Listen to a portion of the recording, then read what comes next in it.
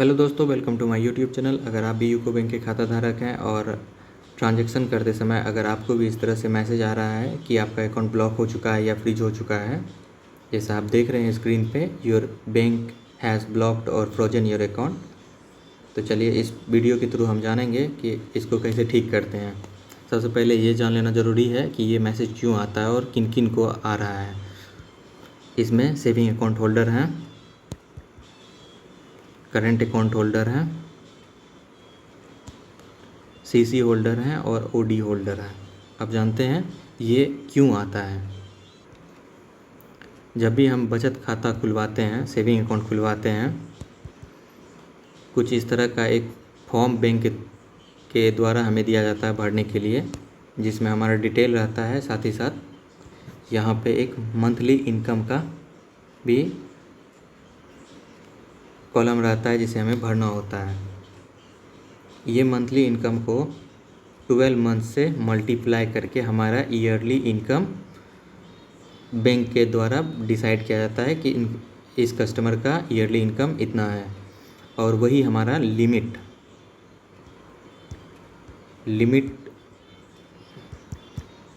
बनता है। और परमिसेबल लिमिट जो होता है एक फाइनेंशियल ईयर में आप ट्रांजैक्शन करने का या आपके अकाउंट में क्रेडिट करने का, वो यहीं से डिसाइड, इसी फॉर्म के थ्रू आपके डिक्लेरेशन से बैंक डिसाइड करता है। इसी तरह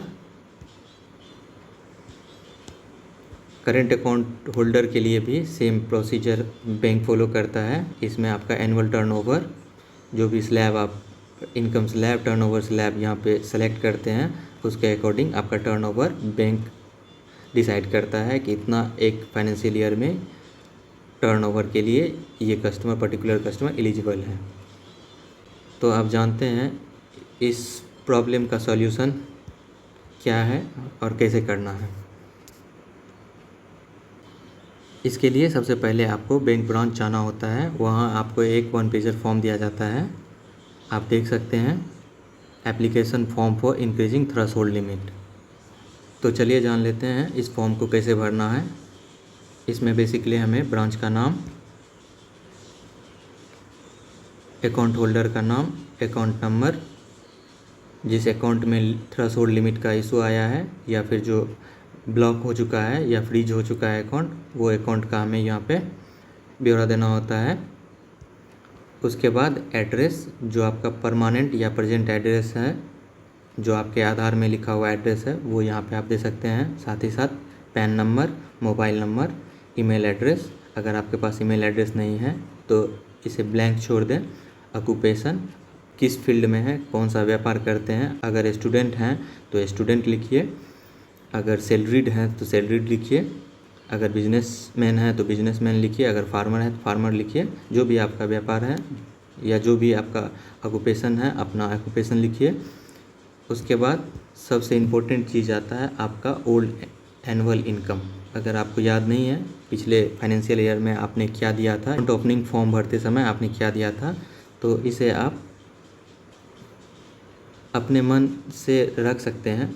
2 लाख, 3 लाख, 4 लाख, जो भी आपको रखना हो। और ओल्ड एनुअल इनकम ये इंडिविजुअल अकाउंट के लिए आता है, सेविंग के लिए। एनुअल टर्नओवर ये आपके करंट अकाउंट सीसी के लिए आता है। उसके बाद आता है आपका new annual income. New annual income आप इनकम टैक्स जो आप फाइल करते हैं उसके अकॉर्डिंगली भर सकते हैं, या फिर अगर आप CC holder, current account holder हैं, तो अपने प्रोजेक्टेड बैलेंस शीट के अकॉर्डिंगली ये आप फिल कर सकते हैं। अगर आपके पास इनकम टैक्स या प्रोजेक्टेड बैलेंस शीट नहीं है तो आप एनुअल इनकम एक खुद के प्रोजेक्शन पे बना सकते हैं कि मेरा ईयरली एनुअल इनकम या टर्नओवर, एक अमाउंट खुद डिसाइड कर लीजिए इतना रहेगा, और वो अमाउंट यहाँ पे आप लिख दीजिए। 4 लाख, 5 लाख, 6 लाख, जितना आप एक एस्टिमेट करते हैं वो अमाउंट यहाँ पे लिख दीजिए। साथ ही साथ जब आप एस्टिमेटेड खुद के बिना आईटीआर के या प्रोजेक्टेड बैलेंस शीट के एनुअल इनकम, आप अपना न्यू एनुअल इनकम सेलेक्ट कर रहे हैं या भर रहे हैं यहाँ पे, तो यहाँ पे सेल्फ डिक्लेरेशन पे टिक कर लें। उसके बाद आता है reason for increasing annual income. ये रीजन कुछ भी हो सकता है, आपका सैलरी में बढ़ोतरी हो सकता है, आपका प्रोजेक्टेड बैलेंस शीट में टर्नओवर ज़्यादा हो सकता है, तो ये रीज़न कुछ भी हो सकता है। आप अपने अकॉर्डिंगली इसको भर लें रीजन को। उसके बाद यहाँ पे एक साइन कर लें। केवाईसी डॉक्यूमेंट आधार पेन के साथ ये एप्लीकेशन फॉर्म बैंक में सबमिट कर दें। इससे आपका थ्रेशोल्ड लिमिट इंक्रीज़ कर दिया जाएगा। आप जो फॉर्म भरते हैं उसके अकॉर्डिंगली आपका थ्रेशोल्ड लिमिट सेट किया जाता है बैंक के द्वारा।